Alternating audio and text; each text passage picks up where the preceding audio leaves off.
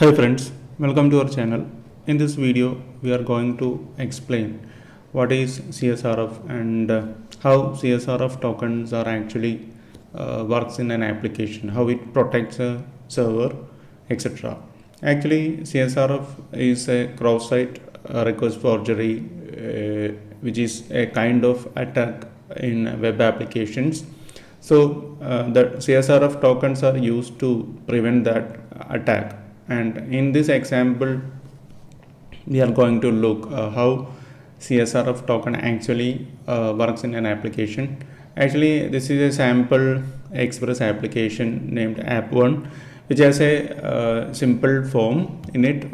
When you check the source code of this page, you can see there is a hidden field in the form called underscore CSRF, and it has some random value. Actually, this value is the CSRF token generated by the server. And when we submit this form, when this form is submitted, and this is the submission URL of this form, and when the server receives this submit request, and it will, the first thing it will do is to validate this token, because this token is automatically generated by the server itself, so that it can verify whether this token is valid or not. So when it finds this token is invalid, it will actually reject this request. That's how actually CSRF tokens works. So when another application or from another domain, if they try to post the data to the same server, they might not have that CSRF token on their server, because it is generated by our own server. So they won't be able to succeed with that post request. So that's how that kind of attacks are prevented using the CSRF tokens. So let's see how it works actually.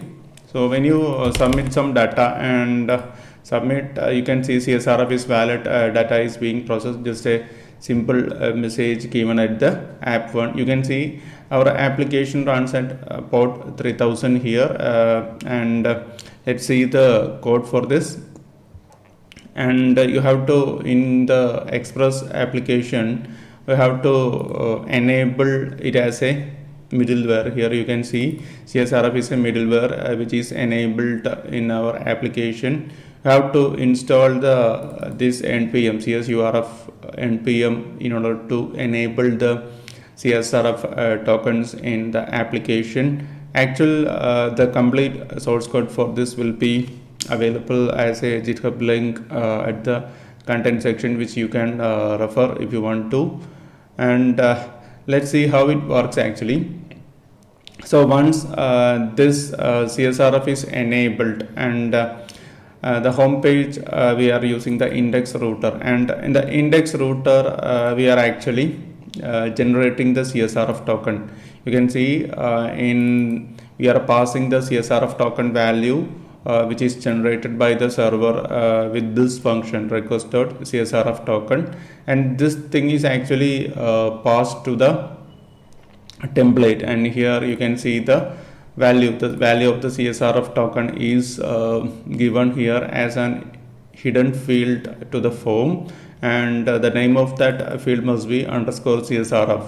So that's how server actually generates this CSRF token. So let's see if we disable this thing, how the server responds to this if we disable this. So I'm just deleting this thing, and we are giving some empty value as CSRF token here, and let's reboot the server. And once this form is loaded here, you can see once this form is loaded here, you can see we may not have that CSRF token in the hidden field anymore.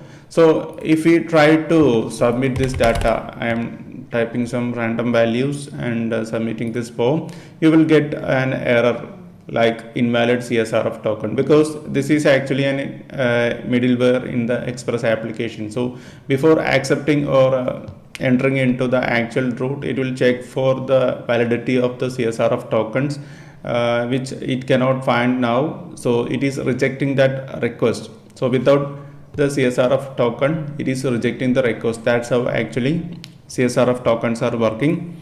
So if I undo those changes, you can see we can actually submit the data, because it will generate the CSRF token once again, and when we submit the data, it will be accepted. That's how CSRF tokens actually works, and how it prevents from external website attacks. That is the next thing that we are going to look now.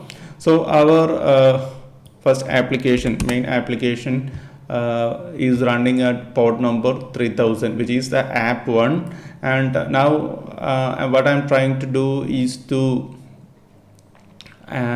submit a post request from another application. Here we have an app called app 2, which is running at port number 5000, and we are trying to submit a post request to the app 1 from app 2. If you check the HTML of app 2, you can see we are actually the submit URL or the form action URL of app 2 is actually the URL of app 1, which is running at port 3000, and the process URL. Here the process URL is the form post method of app 1. So we are trying to submit a form from app 2 to app 1, and let's try that now. So if I try to submit this data, still we are getting this invalid CSRF token message, because it is actually the application 2, which is actually entirely different application. So it might not have that CSRF token because it is generated in app 1 only. So another external domain or application will not have that CSRF token. So this app 1 is protected from this kind of attacks, since we are using this CSRF token. So let's try to disable this thing.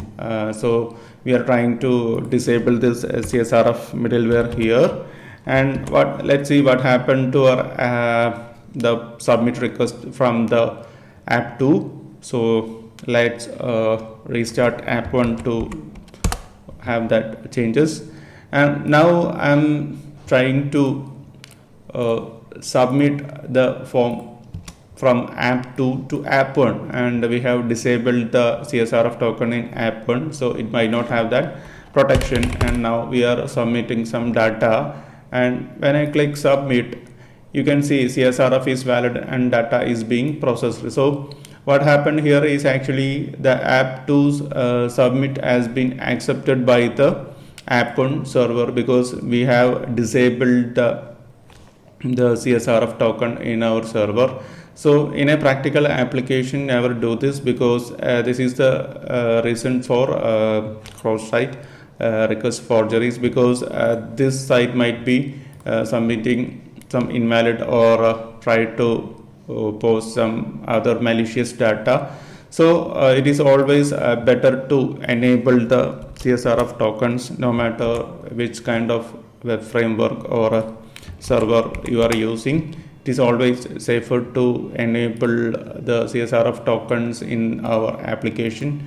So when you try this, now we have enabled the CSRF once more. So when I try to submit the data, this will be rejected.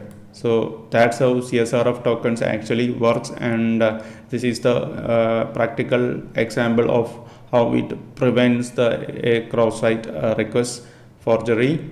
And if you want to see the source code, you can find it on the GitHub, and we will come up with more videos regarding the web securities and many other things from upcoming videos. See you later.